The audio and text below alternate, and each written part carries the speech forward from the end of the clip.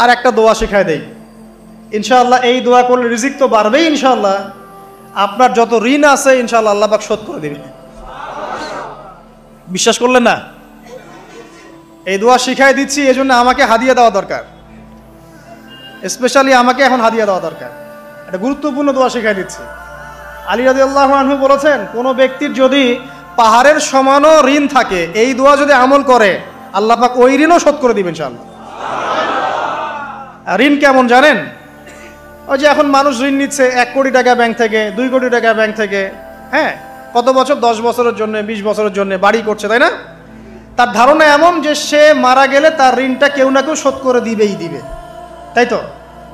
আর আল্লাহর রসুল কি বলছেন দেখেন, একজন মারা গেছেন, নবী সাল্লাল্লাহু আলাইহি ওয়াসাল্লামের সময় একজন মারা গেছেন। তো নবী করিম সাল্লাল্লাহু আলাইহি ওয়াসাল্লাম বলছেন, এই ব্যক্তির কি কোনো ঋণ আছে? একজন সাহাবী বলেন, হ্যাঁ ইয়া রাসূলুল্লাহ, তো ঋণ আছে। নবীজি বললেন, তোমরা ওর জানাজা পড়ো, আমাকে ডেকো না। তোমরা ওর জানাজা পড়ে নাও, আমি জানাজা পড়তে চাচ্ছি না।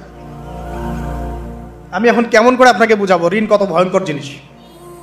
আপনি যে ব্যাংক থেকে 3-4 কোটি টাকার লোন নিয়ে রাখছেন, লাখ লাখ টাকা লোন নিয়ে বসে আছেন, দিব্যি সুখে বসে আছেন, এমন চিন্তায় যে আপনার মৌত হবে না।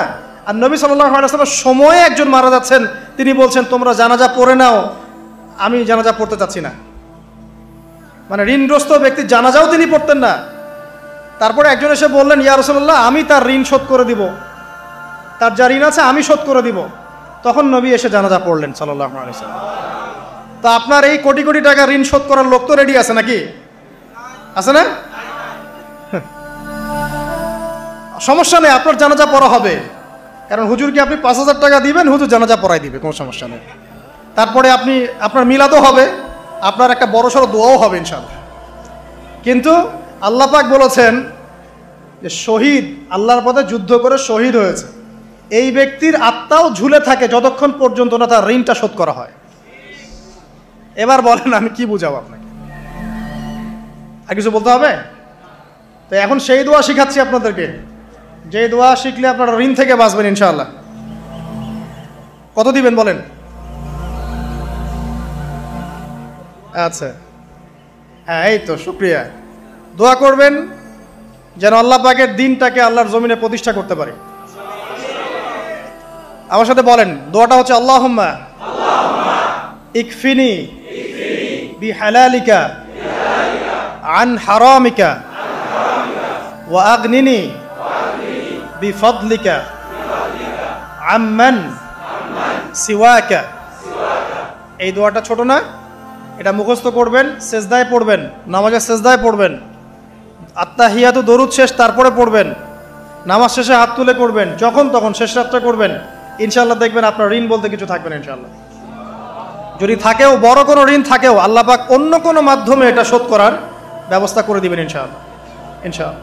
যে দারিদ্রতা দূর করতে চান, সচ্ছলতা চান, কয়েকটা কাজ করেন।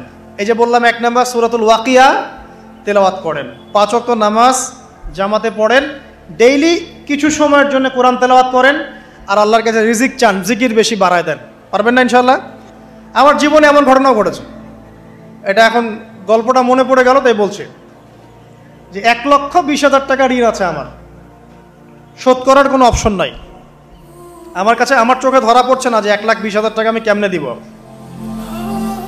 কি হলো, হঠাৎ করে আমরা একটা সার্কুলার দেখলাম যে সারা বাংলাদেশে ইসলামিক ট্যালেন্ট খোঁজা হচ্ছে।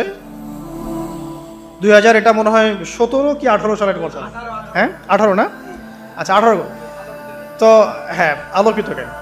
তো এখন আমার ওয়াইফ বলছেন যে আপনি এটাতে অ্যাপ্লাই করেন।